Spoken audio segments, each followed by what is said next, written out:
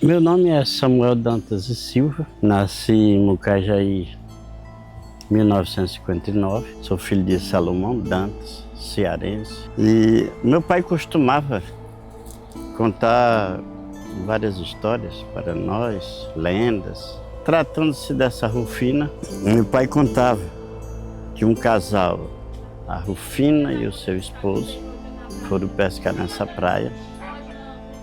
E devido muito tempo pescando, a mulher deu sono. Disse, estamos pegando peixe grande, mas eu vou amarrar esta linha na minha perna. Quando o peixe puxar, eu me desperto e visgo o peixe e puxo.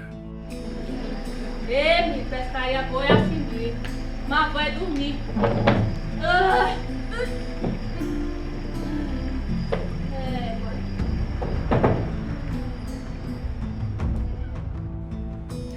E ali ela deitou, creio que dormiu, quando houve um acontecimento de que um peixe grande pegou na sua linha e ela não teve como reagir e o peixe puxou a água dentro, né? E desceu. Aqui o rio Mucajaí deságua no Rio Branco e ele segue aí no rumo de Manaus, Rio Negro, Amazonas e tal. Quando o esposo dela despertou, o peixe havia puxado e ele não teve como resgatar. Rufina! Rufina, filha! Seu Budico! Seu Budico! Seu Budico! Fale comigo aqui rapidinho. Cadê a Rufina? Cadê mamãe? Ela estava aqui agora há pouco, falou alguma coisa! Diga alguma coisa, seu Budico! O senhor viu que ela pegou a mãe? Eu não sei! Eu não sei! Eu vi um grito do lado dali! Pra lá! Mas quando eu cheguei, eu não vi nada! Eu não vi ninguém! Seu Montigo! Ela estava com a linha de pesca amarrada na perna! Então, a partir desse episódio, ficou a lenda, né? A história foi contada oralmente de um para outro e até que chegou na nossa geração, né? Eu tive conhecimento dessa história através do meu avô. Meu avô contou essa história na década de 80, eu lá com os meus 14, 15 anos.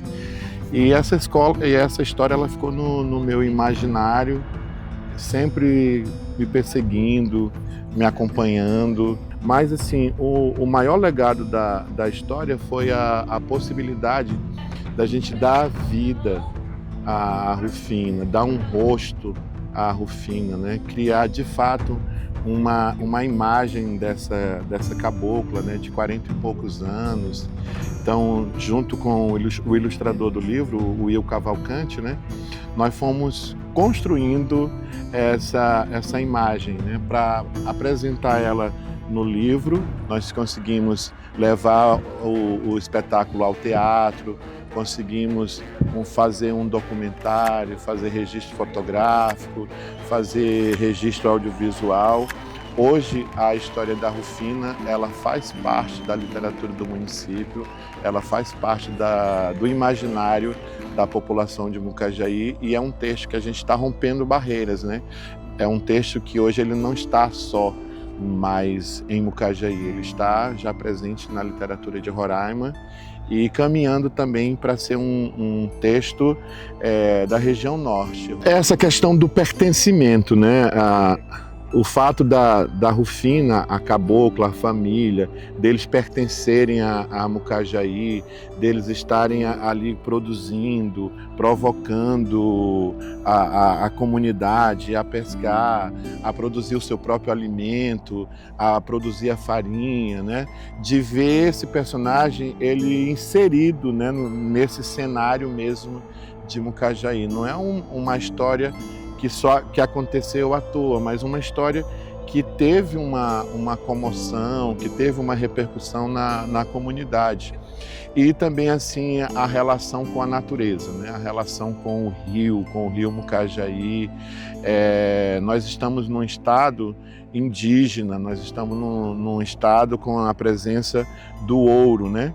Mas na realidade a nossa maior riqueza são as nossas águas, são os nossos rios, e a história da Rufina faz com que a gente também tenha essa possibilidade de estar apresentando à comunidade de Mucajaí o rio Mucajaí como a nossa maior riqueza.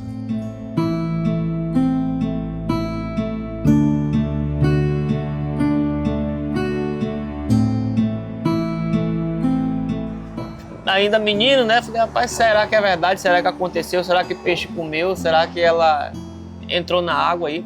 Porque eu sou de Santarém, Pará, e morei muito tempo também no Amazonas. Então, lá tem muitas dessas crendices de pessoas que são encantadas e entram na água. Meu avô contava relatos, aconteceu com ele também, né? Ele adormeceu, ele disse que ele arpoou um boto e aí sentiu uma forte dor de cabeça logo após.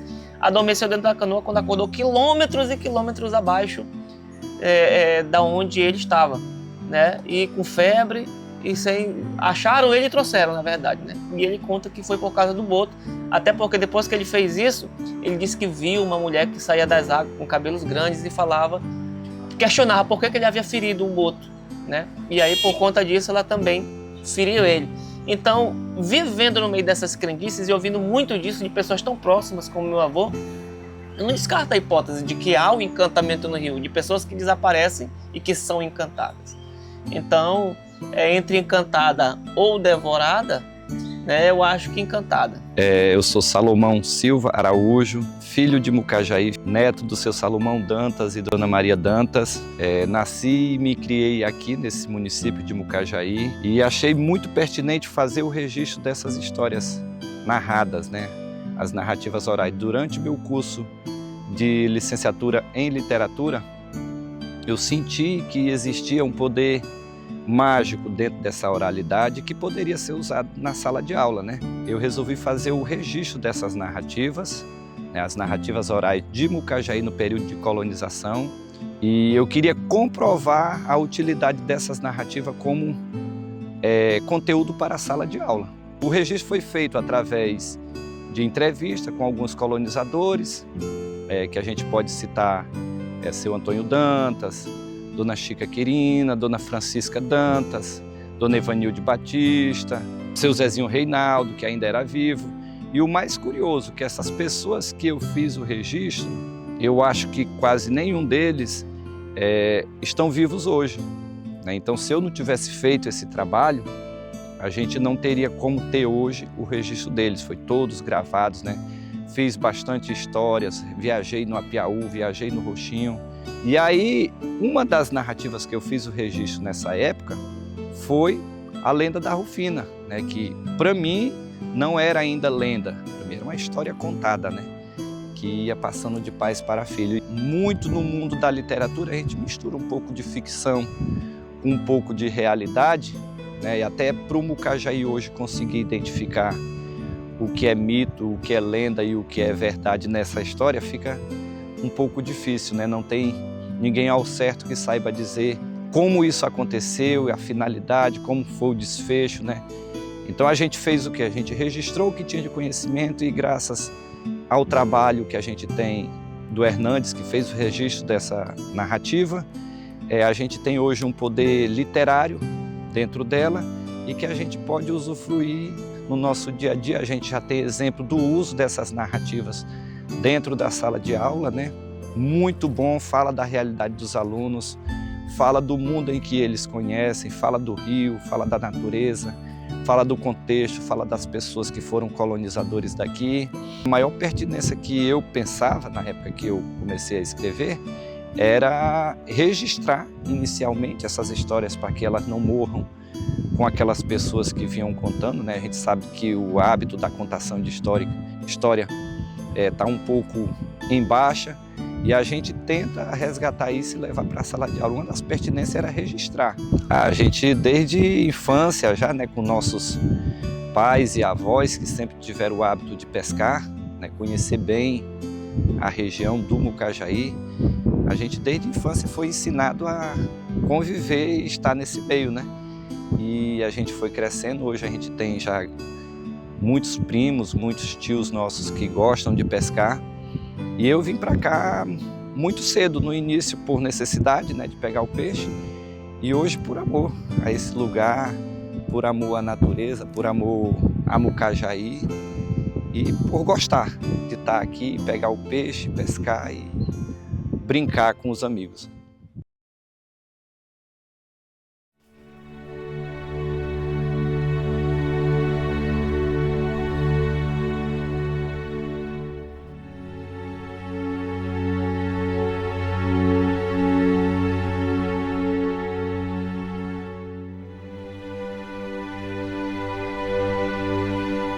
Eu sou Yasmin Dádiva de Almeida Dantas, sou formada em produção cultural, sou atriz e também diretora de teatro. Eu conheci a história da Rufina muito nova ainda e foi assim que eu conheci Rufina, através das histórias que meu avô contava. Quando eu fui crescendo, meu pai chegou para mim e falou sobre a escrita, né, dessa narrativa teatral, que ele tinha um sonho de fazer um livro e que fosse voltada com essa linguagem teatro, né, porque a minha formação, e quem sabe lá na frente a gente conseguisse realizar uma peça e as pessoas pudessem olhar, observar e entender uma forma mais material do que é essa lenda de Rufina. Então ele fez o livro, escreveu, a gente tinha um sonho juntos de eu estar atuando e ele também, né, de poder mostrar o seu trabalho da forma escrita. Foi assim que eu me apropriei da história, foi assim que eu vivi essa personagem, viver Rufina no teatro. Foi um momento de encontro, eu gostaria de dizer, porque eu peguei Rufina como uma referência da minha avó. Eu até fico um pouco emocionada assim, porque eu busquei muito trazer esse lado dela na personagem, porque como a história já é um pouco antiga, eu não era nascida, mas escutei e cresci ouvindo, eu queria fazer da forma mais próxima da minha realidade. Então eu me inspirei na minha avó, na forma que ela pescava, na forma que ela falava. E Rufina foi basicamente esse gancho, essa referência para as pessoas que estavam próximas de mim e trazer isso para o teatro, que é a minha área, que é o meu lugar de segurança. Foi mágico, foi lindo. Foi uma forma de encontro mesmo entre eu e ela. Eu acho que se a gente pudesse dizer, conversar cara a cara, hoje em dia, seria uma troca linda e ela estaria muito orgulhosa da mesma forma que eu estou.